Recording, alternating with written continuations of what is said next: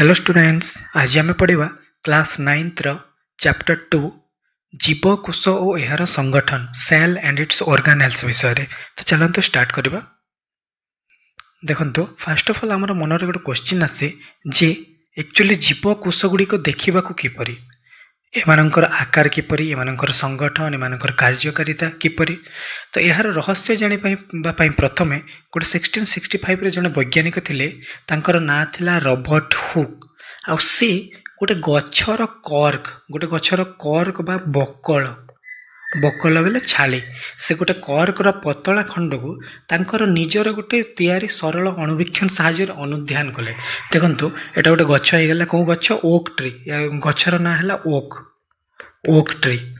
आ से oak tree रो तार buckle बा तार छाली को से गोटे अणुवीक्षण यंत्र रे, को अणुवीक्षण यंत्र तांकर निजर तैयारी अणुवीक्षण यंत्र, एटा साइड रे डायग्राम लागि छै देखंतु। ए अणुवीक्षण यंत्र से देखिले, आ से जेते बेले देखिले आ अनुध्यान कले जे तांको देखागला गोटे महु फेणारे थिबा छोट छोट कोठरी सदृश अनेक कोठरी गुड़िक थिबार देखागला। तो से जेते बेले से बकल को बा छाली को जेते बेले तांकर अणुवीक्षण देखिले तो तांको एमती किछि डायग्राम देखागला। साइड रे डायग्राम देखंतु, तो एमती किछि देखागला। तो नॉर्मली एटा पेंटागन शेप, एमती पांच कोठरी विशिष्ट एमती डायग्राम देखागला। आ सेटा को से ना देई देले कोष बोली। तो से जेते बेले देखिले अनुध्यान कले तांको महु फेणारे थिबा छोट छोट कोठरी सदृश अनेक कोठरी थिबा देखागला। आ सेई कोठरी गुडी को से कोष बोली ना देले। तो एमती एमती बहुत गुड़ा देखागला, आ से सेमानंको एमती कोष बोली ना दे देले। एटा गोटे कोष हो गला, एटा गोटे कोष हो गला, एमती एमती बहुत गुड़ा देखागला। नेक्स्ट आमे जदि नॉर्मली गोटे अनियन पील को बा पियाजर छाली को आमे जदि अणुवीक्षण रे देखिबा, से जगह किछि ग्लिसरीन देई स्लाइड्स रे देखिबा बेले हमको मध्ये एमती किछि देखा जिवो। तो एटा हला आपण भी नॉर्मली देखि परिबे सेल केमती देखा जाय। एमती जदि आमे अनियन पील को देखिबा बेले एमती देखा जिवो, छोट छोट कोठरी विशिष्ट एमती एमती सेल देखा जिवो। आ सेल भितरे थिबा एमती छोट छोट न्यष्टि को मध्ये आमे देखि परिबा। देन सेटा थिला 1665 रे रॉबर्ट हुक सेल रो उद्भावन करथिले। तार माने से 1665 रे जेते बेले से गछर बकल को देखिले तो तांको देखा गला छोट छोट कोठरी विशिष्ट महु फेणा विशिष्ट, तांको से ना दे देले सेल बा कोष बोली। देन 1831 रे रॉबर्ट ब्राउन बोली जने वैज्ञानिक थिले, से सेल भितरे न्यूक्लियस अछि बोली उद्भावन कले। माने एटा गोटे सेल हे गला, एमती सेल किंबा हमें नॉर्मली एमती भी सेल जदि कहबा एमती सेल हे गला। तो सेल मझिरे आउ गोटे किछि गोटे अछि बोली से उद्भावन करथिले कि रॉबर्ट ब्राउन। आ ताकू से ना देथिले न्यूक्लियस बोली। न्यूक्लियस ए डायग्राम देखंतु। तो रॉबर्ट ब्राउन 1831 रे से विभिन्न कोष मध्य थिबा न्यूक्लियस रो आविष्कार करथिले। तो से कहिथिले जे कोष भितरे गोटे आ गोटे छोट बिंदु टाइप रे एमती गोटे अछि जहाको से ना देथिले न्यूक्लियस बोली। तापरे 1839 रे आउ जने वैज्ञानिक आसिले जांकर ना थिला पोर्किंजे, से कोषर आदि जीवक को आविष्कार करथिले। एबे आदि जीवक कहले कोन, एबे जदि नॉर्मली गोटे आमे सेल को नेबा कोष को नेबा बेले ओवरऑल आमे सेल वर्तमान केमते देखा जाय जानिने, बट एबे पर्यंत जेते आविष्कार हेछि एटा गोटे हला तमरो कोष। एटा को नॉर्मली गोल रे कर देले, एटा गोटे हला तमरो कोष। आ से कोष भितरे आ गोटे एमती अछि जहाको आमे ना देलो न्यूक्लियस, जोटा को रॉबर्ट ब्राउन आविष्कार करथिले। तापरे पुरकिंजे कोषर आदि जीवक को आविष्कार करथिले। आदि जीवक कहले कोन, एमती सेल भितरे थिबा एमती लिक्विड पार्ट, ए भितरे थिबा एमती पानी रो पार्ट को कुहा जाय तमरो साइटोप्लाज्म। पानी रो पार्ट को एमती पानी रो पार्ट को कुहा जाय तमरो साइटोप्लाज्म। आउ एमती बाह्य आवरण सेल आ न्यष्टि ए दुईटार कॉम्बिनेशन को कुहा जाय तमरो प्रोटोप्लाज्म। आ जहा को कुहा जाय आदि जीवक।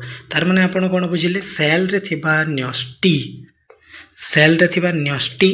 बा न्यूक्लियस आउ से भितर थिबा एमते लिक्विड पार्ट, से लिक्विड पार्ट को मिसेइले हमें ताको कहू आदि जीवक बा प्रोटोप्लाज्म।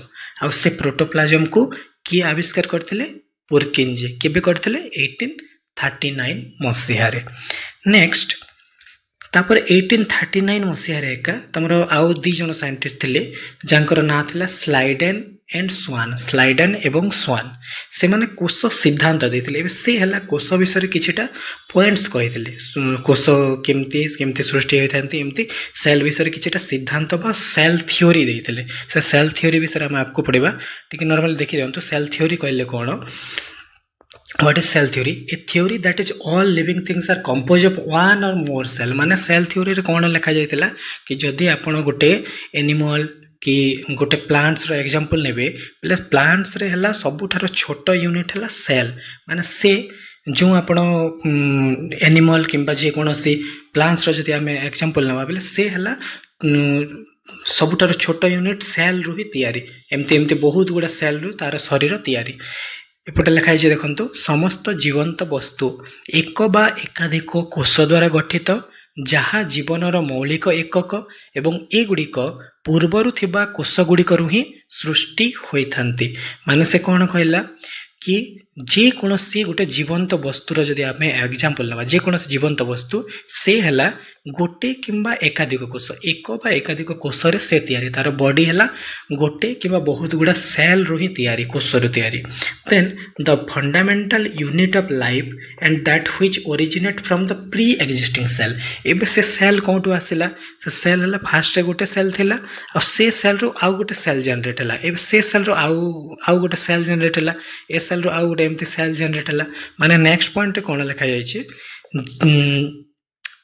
समस्त जीवंत वस्तु एक बा एकाधिक कोष द्वारा गठित जहाँ जीवनर मौलिक एकक माने से कोष हला जीवनर सबुठारे छोट यूनिट बा सबुठारे मौलिक एकक सबुठारे फास्ट यूनिट आ ए गुड़िक पूर्वर थिबा कोष गुड़िक ही सृष्टि होइथांते माने ए सेल कोठु सृष्टि हला पूर्वर थिबा सेल रु से सृष्टि हला से सेल कोठु सृष्टि हला से पूर्वर थिबा सेल रु सृष्टि हला तो एटा हला सेल थ्योरी रे लिखा हेतिला आ सेल थ्योरी किए देइथिले आपनकर Schleiden and Schwann cell theory देइथिले आ सेल थ्योरी रे कोन लिखा हेतिला कि समस्त जीवंत वस्तु एक बा एकाधिक कोष द्वारा गठित आ जा हला जीवनर मौलिक एकक आ से सेल बा से कोष पूर्व कोष रो ही आसी थाए देन 1885 रे आ जण साइंटिस्ट तांकर ना थिला रॉबर्ट विर्चो आर विर्चो से कहिथिले जे कोष विभाजन क्षम और नूतन कोषर सृष्टि सर्वदा एक पूर्व कोषर ही संभव होता है माने सेल थ्योरी रे जहाँ लिखा हेतिला से कथा एका एक सेल थ्योरी रे लिखा हेतिला ना कि पूर्वरु थिबा कोष गुड़िक माने कोष हला पूर्वरु थिबा कोष गुड़िक ही सृष्टि होइथांती जहाँ कि cell is originated from the pre existing cell माने पूर्वरु थिबा सेल रु आउ गोटे सेल सृष्टि होइथांती आ से पॉइंट ही रॉबर्ट विर्चो कहिथिले कोष विभाजन क्षम एवं नूतन कोषर सृष्टि कोष विभाजन हवा गोटे कोषरु एमती गोटे कोषरु आउ एमती दुईटा कोष तयारी हेबाटा सेटा को कुआ जाय कोष विभाजन आउ से जो नुआ कोषटी बाहरिला सेटा को कोषरु बाहरिला तार मातृकोष बा पूर्व कोष तो तार माने से कहिथिले जे कोष विभाजन हेबा एवं नूतन कोष सृष्टि हेबा सेटा पूर्व कोषरु ही संभव होइथाय तो ओवरऑल ए जगह थिला कि रॉबर्ट हुक 1665 रे रॉबर्ट हुक सेल बा कोषर उद्भावन करथिले तापरे 1831 रे रॉबर्ट ब्राउन से कोष भितरे थिबा न्यूक्लियस रो उद्भावन करथिले न्यूक्लियस को हमें कहू ओडिया रे न्यष्टि बोली देन 1839 रे पोर्किंजे बोली जने साइंटिस्ट थिले से आदि जीवक बा एमती लिक्विड पार्ट आ न्यष्टि को मिसैले कुहा जाय आदि जीवक से पार्ट को से डिस्कवर करथिले तापरे स्लाइडेन एंड स्वान 1839 रे से सेल विषय रे सिद्धांत देइथिले बा सेल थ्योरी देइथिले तापरे रॉबर्ट विर्चो 1855 रे से कहिथिले जे कोष हला नूतन कोषर सृष्टि होई माने कोष विभाजन एवं नुआ कोष पूर्व कोषर ही सृष्टि होइथाय बोले कहिथिले नेक्स्ट को जिबा नेक्स्ट पॉइंट हला आम जीवजगत रे भाइरस बैक्टेरिया आदि जीव शैवाल आदि अनेक प्रकार अणुजीव उद्भिद प्राणी देखा जाती माने नॉर्मली आम जब देखा आमर प्लानेट्स रे आम जीवजगत रे बहुत गुड़ा एमती छोट छोट भाइरस देखा जाती जोटा कि खाली आँखें देखा जाए ना बैक्टेरिया देखा जाती आदि जीव शैवाल एमती बहुत गुड़ा देखा जाती किंतु आम उभय उद्भिद और प्राणी को नॉर्मली देखिपारू बट भाइरस बैक्टेरिया शैवाल एगुड़ा किसी मात्रा को आम देखिपारूनु आ किसी को देखी भी पारू तो एमानक मध्यरु बैक्टेरिया ନୀଳହରିତ ଶୈବାଳ ଓ ଆଦି ପ୍ରାଣୀ ଇତ୍ୟାଦି ଅଣୁଜୀବ ମାନଙ୍କର ଶରୀର ଗୋଟିଏ କୋଷରେ ତିଆରି ହୋଇଥାଏ। ମାନେ ଆମେ ନର୍ମାଲି ଦେଖିଲେ ବର୍ତ୍ତମାନ ପର୍ଯ୍ୟନ୍ତ ଦେଖିଲେ କି ସେଲ୍ ଉଦ୍ଭାବନ ହେଇଗଲା, କିଏ ସେଲ୍ ଉଦ୍ଭାବନ କଲା, କିଏ ନ୍ୟୁକ୍ଲିୟସ୍ ଦେଲା, କିଏ ଆଦିଜୀବକ ଦେଲା, ଏମିତି ଏମିତି କିଛି ଆବିଷ୍କାର ହୋଇଗଲା। ତ ଏ ଜାଗାରେ ପଏଣ୍ଟ କହିଲା କି ବ୍ୟାକ୍ଟେରିଆ, ନୀଳହରିତ ଶୈବାଳ ଆଦି ପ୍ରାଣୀ ଏମାନଙ୍କର ଶରୀର ହେଲା ଗୋଟେ କୋଷରେ ତିଆରି।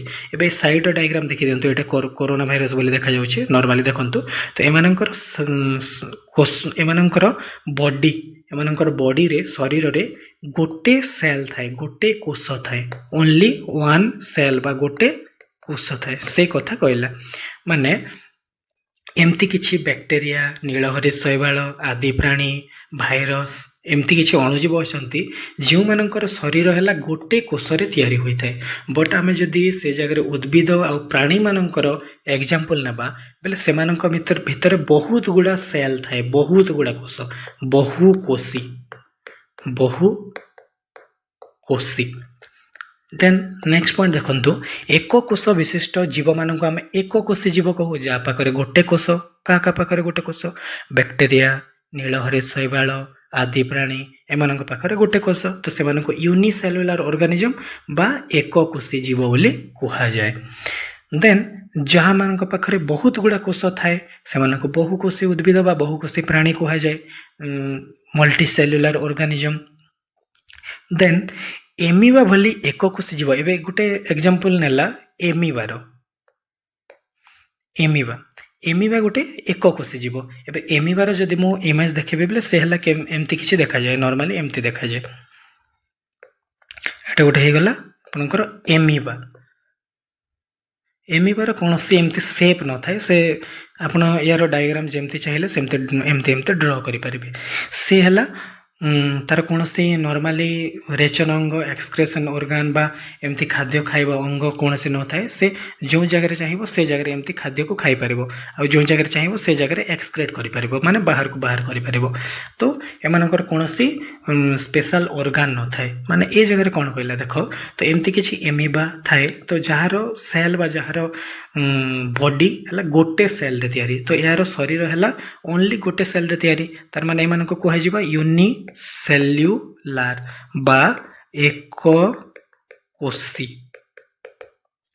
ତ ଏମିବା ଗୋଟେ ଏକକୋଷୀ ଯାହାର କି ଜୀବନ ପ୍ରକ୍ରିୟାରେ ତାର ପରିପାକ, ଡାଇଜେସନ, ଶ୍ୱାସକ୍ରିୟା, ରେଚନ, ବୃଦ୍ଧି ଆଉ ପ୍ରଜନନ ଆଦି କେବଳ ଗୋଟେ କୋଷ ମଧ୍ୟରେ ସମାହିତ ହୋଇଥାଏ। ମାନେ କ'ଣ କହିଲା, ଯେକୌଣସି ଏକକୋଷୀ ଜୀବ ଯଦି ତା ଭିତରେ ଗୋଟେ ଏକା କୋଷ ଅଛି ବେଲେ ତା ଭିତରେ ଯାହା ବି କାମ ସେ ଗୋଟେ କୋଷ ମଧ୍ୟରେ ହିଁ ସମାହିତ ହୋଇଥାଏ, ସେ ପଏଣ୍ଟଟା କହିଲା। ଦେଖନ୍ତୁ ଏ ଜାଗାରେ ଲେଖା ହେଇଛି କି ଏମିବା ଭଳି ଏକକୋଷୀ ଜୀବମାନଙ୍କର ସମସ୍ତ ଜୀବନ ପ୍ରକ୍ରିୟା, ତା ଭିତରେ ଯାହା ବି ଜୀବନ ପ୍ରକ୍ରିୟା, ଯାହା ବି ଲାଇଫ ପ୍ରୋସେସ ଅଛି, ଲାଇକ୍ ଡାଇଜେସନ, ଶ୍ୱାସକ୍ରିୟା, ରେଚନ, ବୃଦ୍ଧି, ପ୍ରଜନନ, ଏଇଗୁଡ଼ାକ ସେ ଗୋଟେ କୋଷ ମଧ୍ୟରେ ସମାହିତ ହୋଇଥାଏ। ତ ଏମିତି କିଛି ଭାଇରସ, ବ୍ୟାକ୍ଟେରିଆ ଅଛନ୍ତି ଯାହାର ଗୋଟେ ହିଁ କୋଷ ଥାଏ, ଆଉ ସେ ଗୋଟେ କୋଷରେ ହିଁ ସବୁ କାମ ସେ କରିଥାନ୍ତି। ବଟ୍ ଯେଉଁମାନଙ୍କର ବହୁ କୋଷୀ, ଲାଇକ୍ କୋଉଟା ହେଇଗଲା ଉଦ୍ଭିଦ ଓ ପ୍ରାଣୀ, ଆମେ ଡିସ୍କସନ କଲେ, ତ ଉଦ୍ଭିଦ ଓ ପ୍ରାଣୀ ମାନଙ୍କର ଶରୀର ହେଲା ବହୁତ ଗୁଡ଼ା କୋଷରେ ତିଆରି। ତ ଏମାନଙ୍କର ଜୀବନ ପ୍ରକ୍ରିୟା ସେମାନଙ୍କର ଶରୀରରେ ଥିବା ଏକାଧିକ ସ୍ୱତନ୍ତ୍ର ଧରଣର କୋଷରେ ତିଆରି। ମାନେ ଦେନ୍ କହିଲା ବହୁକୋଷୀ ଜୀବମାନଙ୍କର ଜୀବନ ପ୍ରକ୍ରିୟା ସେମାନଙ୍କ ଶରୀରରେ ଥିବା ଏକାଧିକ ସ୍ୱତନ୍ତ୍ର ଧରଣର କୋଷ।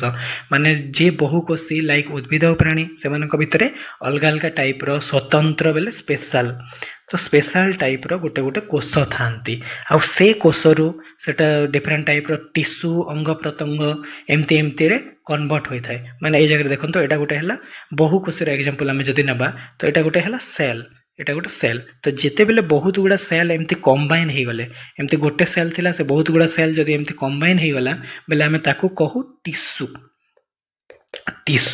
ଆଉ ସେମିତି ବହୁତ ଗୁଡ଼ା ଯଦି ଟିସ୍ୟୁ କମ୍ବାଇନ୍ ହେଇଯିବେ ଆମେ ତାକୁ କହୁ ଅଙ୍ଗ। ତାପରେ ସେ ଅଙ୍ଗ प्रत्यंग एमती एमती कन्वर्ट हे तापर से अंग प्रत्यंग गोटे सिस्टम जनरेट हे सेल सेल रु टिश्यू टिश्यू रु ऑर्गन ऑर्गन रु ऑर्गन सिस्टम तापर गोटे ऑर्गेनिज्म बा गोटे मनीष शरीर तैयारी हेबो। तो ये जगह कौन कही कि जो मानकर शरीर बहुकोशी माने जे माने मल्टी सेल्युलर ऑर्गेनिज्म से मानकर स्पेशल टाइप रो सेल थाए स्पेशल टाइप रो सेल गुड़ा थाए स्वतंत्र धरण रो बहुत गुड़ा सेल एबे जदि आम नॉर्मली देखिबा आमर बेले आमर गोटे आरबीसी थाए आरबीसी बेले रेड ब्लड सेल जोटा कि लोहित रक्त कणिका तापर थाए डब्ल्यूबीसी श्वेत रक्त कणिका तापर आपण आउ भी देखिथिबे एमती स्नायु कोष एमती स्नायु कोष भी थाए। तो एमती एमती बहुत गुड़ा टाइप रो कोष गुड़ाक बहुकोशी मानक पाखरे थाए। आउ थर देखिदेबा कि जो माने एक कोशी थांती से सबू जीवन प्रक्रिया गोटे कोष रे समाहित होइथाय बट बहुकोशी मानकर से स्वतंत्र धरण रो सेमानकर शरीर है स्वतंत्र धरण रे तैयारी आउ सेटा डिफरेंट टाइप रो कोष रु टिश्यू टिश्यू रु अंग प्रत्यंग रो तैयारी होइथांती आउ गोटे स्पेशल बॉडी बा स्पेशल शरीर तैयारी होइथाय। नेक्स्ट देखिबा एबे कोष को काहीकि जीवन रो गाठनिक और मौलिक एकक कह जाए माने आम कोष को काहीकि जीवन रो मौलिक एकक बोली कहि परिबा। एबे जीवन रो समस्त प्रक्रिया माने देखंतु कि एककोशी हेउ बा बहुकोशी जे भी एककोशी हेउ बा बहुकोशी सेमानकर शरीर रे थिबा सब काम से कोष भितर ही होची लाइक जेमती कहिला परिपाक श्वासक्रिया रेचन वृद्धि प्रजनन एमती सब से कोष भितर ही होची कोष भितर एक सब काम देन गठन और कार्यर एकक मध्य से कोष होय कहा जाए जेमती हैला कि जीव शरीर कोष द्वारा गठित होइथिबारु एहा शरीर गठनमूलक एकक एबे आमे ओवरऑल कहले कि कोष को मौलिक एकक भी कहा जाए मौलिक मौलिक माने समस्त शरीर रे सबुठार छोट यूनिट हैला से कोष एका सबुठार छोट यूनिट हैला कोष तो हमर शरीर हैला से कोष रे तैयारी। तो ए जगह लिखा गला जीव शरीर कोष द्वारा गठित होइथिबारु तो टोटाल गोटे शरीर कोष द्वारा तैयारी होइथिबारु एहाको आमे गठनमूलक एकक मध्ये कहिताउ काहाको कोष को सेहीपरि शरीर प्रत्येक कार्य पाई कोष दायी होइथिबारे एबे जे कोनसी शरीर रे जे कोनसी काम हेउ से कोष ही करिथाय सेति पई एहाको आमे कार्यात्मक एकक मध्ये कहिथाउ सेति पई तमर कोष को कुहा जाय गठनमूलक एकक एवं कार्यात्मक एकक मध्ये कुहा जाय। ए जगह पुणे लिखाई देखु कि एककोशी जीवर उदाहरण आम देखिले वर्तमान कि एमिबा भली एककोशी जीव मानकर क्षेत्र में गोटे कोष मध्य ही समस्त जीवन प्रक्रिया होता है आउ जहाँ प्रमाण करे जे गोटे कोष स्वाधीन भावे जीवित रहिबा को सक्षम तार माने से कहला जदि गोटे सेल रे से सब काम करि पारुची तार माने गोटे सेल भी से आराम से इंडिपेंडेंट हिसाब रे से जीवित रहि पारुची गोटे यूनिसेलुलर ऑर्गेनिज्म बा एककोशी जीव से आराम से बंची रहि पारुची आ से भली बहुकोशी जीव क्षेत्र रे बहुकोशी जीव मानक शरीर रे विभिन्न कार्य पई भिन्न भिन्न कोष अछि अलग अलग काम पई अलग अलग कोष आ से कोष अलग अलग काम करे जेमती कार्य विभाजन प्रत्येक कोष निज मध्य सजीव सत्ता भाव कार्य करता है सेमती बहुकोशी भितर बहुत गुड़ा सेल थाए आ से सेल डिफरेंट डिफरेंट काम करे लाइक एमती एबे कहली कि तुम आरबीसी लोहित रक्त कणिका से रक्त तैयारी करे रक्त ट्रांसपोर्ट करे एक्सेट्रा स्नायु कोष गोटे अच्छी स्नायु कोष तुम मेसेज परिवहन करे एमती एमती बहुत टाइप रो अच्छे। तो ये जगह कहला कि एक कोशी रे सब गोटे कोष रे होइथाय बहुकोशी रे बहुत गुड़ा कोष रे होइथाय। तो यही सब कारण रो आमे कोष को जीवन रो मौलिक एकक बोली कहिथाउ माने ए जगह क्वेश्चन थिला कि कोष को काहे के गाठनिक मौलिक एकक कहा जाए जदि इजी वे रे देखिबा बेले कोष आम शरीर रे कोष है सबुठार छोट यूनिट आउ से कोष रु आमर शरीर तैयारी होता है से या कह जाए गठनमूलक बा गाठनिक एकक आउ सबुठार छोट यूनिट हिसाब से मौलिक एकक बा कार्यात्मक एकक मध्य कह जाए। तो से यही सब कारण रु कोष को आम जीवन मौलिक एकक बोली कहि थाउ। नेक्स्ट जदि आम देखा जैव विवर्तनवादी बा साइंटिस्ट को अनुसार कोष को आम नॉर्मली दुई भाग में विभक्त कर गोटे है तुम प्राक न्यष्टीय कोष आउ गोटे है सुन्यष्टीय कोष प्राक न्यष्टीय बा प्रोकैरियोटिक सेल आउ गोटे है यूकैरियोटिक सेल प्रोकैरियोटिक बा यूकैरियोटिक सेल। तो ये जगह लिखाई कि बैक्टेरिया नीलहरित शैवाल ଆଦିମାନଙ୍କର ପ୍ରାକ୍ ନ୍ୟଷ୍ଟିୟ କୋଷ ହୋଇଥିବା ବେଲେ ଏକକୋଷୀ ଆଦି ପ୍ରାଣୀ ଠାରୁ ଆରମ୍ଭ କରି ବହୁକୋଷୀ କବକ ବା ଉଦ୍ଭିଦ ପ୍ରାଣୀମାନଙ୍କର ସୁନ୍ୟଷ୍ଟିୟ ବେଲେ ବର୍ତ୍ତମାନ ବୁଝନ୍ତୁ ପ୍ରାକ୍ ନ୍ୟଷ୍ଟିୟ ଆଉ ସୁନ୍ୟଷ୍ଟିୟ କହିଲେ କ'ଣ? ଏଇ ଜାଗାରେ କହିଲା କିଛି ବ୍ୟାକ୍ଟେରିଆ କିଛି ନୀଳହରି ଶୈବାଳ ଏମାନଙ୍କର ପ୍ରାକ୍ ନ୍ୟଷ୍ଟିୟ କୋଷ ଥାଏ ଆଉ ଏମିତି କିଛି ଅଛନ୍ତି ଆଦି ପ୍ରାଣୀ କବକ ଉଦ୍ଭିଦ ଏମାନଙ୍କର ସୁନ୍ୟଷ୍ଟିୟ କୋଷ ହୋଇଥାଏ। ତ ଯଦି ଆମେ ଦେଖିବା ପ୍ରାକ୍ ନ୍ୟଷ୍ଟିୟ କୋଷରେ এটা ଗୋଟେ ପ୍ରୋକ୍ୟାରିଓଟିକ୍ ବା ପ୍ରାକ୍ ନ୍ୟଷ୍ଟିୟ କୋଷ ଆଉ ଏଟା ହେଇଗଲା ସୁନ୍ୟଷ୍ଟିୟ କୋଷ। ଯଦି ଦେଖିବେ ଆପଣ ବୋଲେ ଏ ଜାଗାରେ ଫାର୍ଷ୍ଟ ପଏଣ୍ଟ ଲେଖା ହେଇଛି କୌଣସି ଝିଲ୍ଲି ଆବୃତ କୋଷ ଅଙ୍ଗିକା ନଥାଏ ବଟ୍ ସୁନ୍ୟଷ୍ଟିୟରେ ସମସ୍ତ କୋଷ ଅଙ୍ଗିକା ମାଇଟୋକଣ୍ଡ୍ରିଆ ଗଲ୍ଗି ବଡି ଏଣ୍ଡୋପ୍ଲାଜମିକ ରେଟିକୁଲମ୍ ଇତ୍ୟାଦି ଝିଲ୍ଲି ଦ୍ୱାରା ଆବୃତ ହୋଇଥାଏ। ମାନେ ଏବେ ଆପଣ ଯଦି ପ୍ରୋକ୍ୟାରିଓଟିକ୍ ବା ପ୍ରାକ୍ ନ୍ୟଷ୍ଟିୟ କୋଷକୁ ଦେଖିବେ ବୋଲେ ତା ଭିତରେ ଯାହା ବି ଅଛି ଯାହା ବି ସେ କୋଷ ଭିତରେ ଅଛି ଲାଇକ୍ ରାଇବୋଜୋମ୍ ପ୍ଲାଜମା ମେମ୍ବ୍ରେନ୍ ଏଗୁଡ଼ାକର କୌଣସି ଝିଲ୍ଲି ଆବୃତ ହୋଇନଥାଏ। ଝିଲ୍ଲି ମାନେ କ'ଣ? ଏଇଟା ଗୋଟେ ଯଦି ହେଇଗଲା ଆମେ ଯଦି ଏଇଟା ଗୋଟେ ମାଇଟୋକଣ୍ଡ୍ରିଆର ଏକ୍ଜାମ୍ପଲ୍ ଯଦି ନେବା ଏଇଟା ଗୋଟେ ମାଇଟୋକଣ୍ଡ୍ରିଆର ଯଦି ଆମେ ଏକ୍ଜାମ୍ପଲ୍ ନେବା ବୋଲେ ତାର ଏମିତି ବାହ୍ୟ ଆବରଣ ଗୋଟେ ଥାଏ। ତ ସେ ଭଳିଆ କହିଲା କି ପ୍ରାକ୍ ନ୍ୟଷ୍ଟିୟ କୋଷ ମଧ୍ୟରେ ଯାହା ବି ଅଛି ସେମାନଙ୍କର ଝିଲ୍ଲି ଆବୃତ କୋଷ ଅଙ୍ଗିକା ନଥାଏ। ମାନେ ଏମାନଙ୍କ ଭିତରେ ଥିବା ଯେକୌଣସି ଅଙ୍ଗିକାରେ ଝିଲ୍ଲି ବା ମେମ୍ବ୍ରେନ୍ ନଥାଏ ତାର ବାହ୍ୟ ଆବରଣ ନଥାଏ। ନେକ୍ସଟ ବଟ୍ ସୁନ୍ୟଷ୍ଟିୟ କୋଷରେ ଯାହା ବି ଅଛି ମାଇଟୋକଣ୍ଡ୍ରିଆ ଗଲ୍ଗି ବଡି ଏଣ୍ଡୋପ୍ଲାଜମିକ ରେଟିକୁଲମ୍ ଏମାନେ ହେଲା ଝିଲ୍ଲି ଦ୍ୱାରା ଆବୃତ ହୋଇଥାନ୍ତି। ବଟ୍ ଏମାନଙ୍କ ମଧ୍ୟରେ ଯାହା ବି ଅଛି ସାଇଟୋପ୍ଲାଜମ ନ୍ୟୁକ୍ଲିୟସ୍ ମାଇଟୋକଣ୍ଡ୍ରିଆ ଏମାନଙ୍କର ଶରୀର ହେଲା ତମର ଝିଲ୍ଲି ଦ୍ୱାରା ଆବୃତ ହୋଇଥାଏ। ଏଇଟା ଗୋଟେ ଯଦି ନ୍ୟୁକ୍ଲିୟସ୍ ହେଇଗଲା ବା ନ୍ୟଷ୍ଟି ହେଇଗଲା ତ ନ୍ୟଷ୍ଟିରେ ତାର ଗୋଟେ ବାହ୍ୟ ଆବରଣ ଥାଏ ବା ଝିଲ୍ଲି ଥାଏ। ଝିଲ୍ଲି ବେଲେ କହିଲି କି ତାର ଗୋଟେ ବାହ୍ୟ ଆବରଣ ଏମିତି ଝିଲ୍ଲି ଥାଏ। ସେଟା ଗୋଟେ ନର୍ମାଲ ଡିଫରେନ୍ସ ହେଇଗଲା। ନେକ୍ସଟ ହେଲା ନ୍ୟଷ୍ଟିଟି ସୁସଂଗଠିତ ନୁହେଁ ବଟ୍ ସୁନ୍ୟଷ୍ଟିରେ ସୁସଂଗଠିତ। ମାନେ ନର୍ମାଲି କହିଲା କି ପ୍ରାକ୍ ନ୍ୟଷ୍ଟିରେ ଯାହା ବି ଭିତରେ ଅଛି ସେଟା ସୁସଂଗଠିତ ନୁହେଁ। ମାନେ ଏ ଜାଗାରେ ଗୋଟେ ଅଙ୍ଗିକା ଅଛି ଆଉ ଜାଗାରେ ଅଛି ଆଉ ଜାଗାରେ ଅଛି ସେଟା ସୁସଂଗଠିତ ମାନେ ସଜେଇ ହେଇ ନଥାଏ। ସୁସଂଗଠିତ ମାନେ ସଜେଇ ହେଇ ନଥାଏ। ବଟ୍ ଯଦି ଆମେ ସୁନ୍ୟଷ୍ଟିରେ ଦେଖିବା ବୋଲେ ସେଟା ସଜେଇ ହୋଇକି ଥାଏ ବା ସଂଗଠିତ ହୋଇକି ଥାଏ। ସେଟା ଗୋଟେ ଡିଫରେନ୍ସ ହେଇଗଲା। ଥାର୍ଡ ହେଲା ନ୍ୟଷ୍ଟିର ଝିଲ୍ଲି ନଥାଏ। ସେ ପଏଣ୍ଟଟା କହିଲି ବଟ୍ ସୁନ୍ୟଷ୍ଟିରେ ନ୍ୟଷ୍ଟିର ଝିଲ୍ଲି ଥାଏ। ଏବେ ନର୍ମାଲି ତ ତମର ପ୍ରାକ୍ ନ୍ୟଷ୍ଟିୟ କୋଷରେ ନ୍ୟଷ୍ଟି ହିଁ ନଥାଏ ଆଉ ଯଦି ବି ନ୍ୟଷ୍ଟି ଅଛି ସେ ନ୍ୟଷ୍ଟିର ଝିଲ୍ଲି ଏମିତି ବାହ୍ୟ ଆବରଣ ନଥାଏ ଝିଲ୍ଲି ନଥାଏ। ବଟ୍ ଯଦି ଆମେ ସୁନ୍ୟଷ୍ଟିରେ ଦେଖିବା ଏଇଟା ହେଲା ତମର ନ୍ୟୁକ୍ଲିୟସ୍ ବା ନ୍ୟଷ୍ଟି ସେ ନ୍ୟଷ୍ଟିର ଗୋଟେ ଏମିତି ଆବରଣ ଥାଏ ବା ଝିଲ୍ଲି ଥାଏ। ସେଟା ଗୋଟେ ଡିଫରେନ୍ସ ହେଇଗଲା।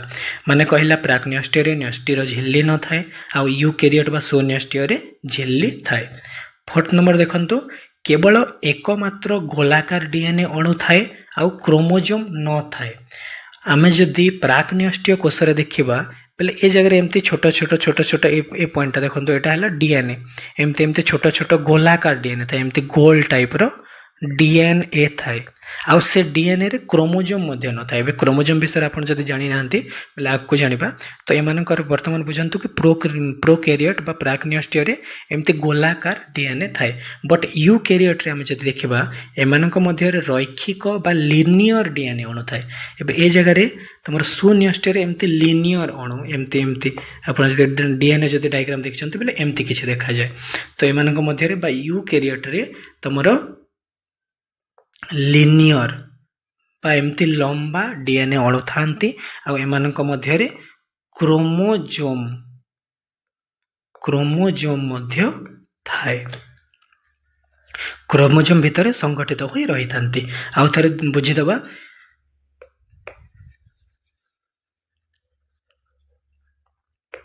କି जैव विवर्तनवादी अनुसार कोष को आम दुई भाग में नॉर्मली विभक्त करूँ गोटे है प्राक्निष्टीय कोष आ गोटे है सुनिष्टीय कोष।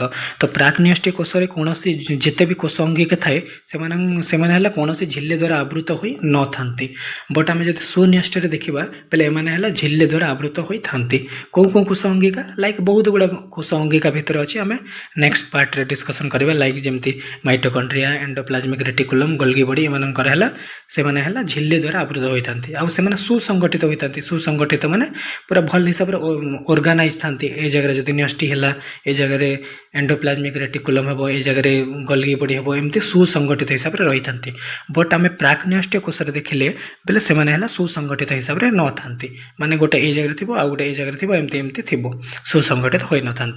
तो थर्ड रे थिला तुम न्यष्टि झिल्ली न थाए तो कोष न्यष्टि न्यष्टि बेले से न्यूक्लियस झिल्ली न थाए प्राक्निष्टीय कोष बट सुन्यष्टीय कोष न्यष्टिर झिल्ली बा बाह्य आवरण थाए। आ प्राक्निष्टीय कोष केवल गोटे गोटे गोलाकार डीएनए थाए डीएनए अणु गोटे थाए गोलाकार डीएनए अणु बट जदि आम सुन्यष्टिर देखा बोले ए जगह एकाधिक रैखिक बा लिनियर डीएनए अणु थाए एमान मध्य बहुत गुड़ा लिनियर डीएनए बा लंबा डीएनए अणु थाए आ एमान मध्य क्रोमोजोम भी थाए डीएनए मध्य बट प्राक्निष्टीय क्रोमोजोम न थाए। आई थिंक क्लियर हो जाइथिबो। तो से हिसाब रे तुम कोष है नॉर्मली तो होगला प्रोकैरियोटिक आउ यूकैरियोटिक प्राक्निष्टीय आ सुनिष्टीय। तो से हिसाब रे एमती दुईटा कोष अच्छे देखंतु गोटे उद्भिद कोष किसी एमती टाइप रो देखा जाए आ गोटे है तुम प्राणी कोष किसी एमती देखा जाए। तो ए विषय आम डिस्कसन करवा कोष आ कोष अंगिका विषय एमती कोष भितर बहुत गुड़ा एमती ऑर्गेनेल्स अच्छे देखंतु लाइक ए कहली एटा न्यूक्लियस होगला न्यूक्लियस तापरे यार एटा है तुम प्लांट सेल रो न्यूक्लियस ता भितर बहुत माइटोकॉन्ड्रिया साइटोप्लाज्म राइबोसोम एमती बहुत गुड़ा था। तो से विषय आम डिफरेंट ऑर्गेनेल विषय आ गोटे क्लास रे डिस्कसन करवा। Thank you.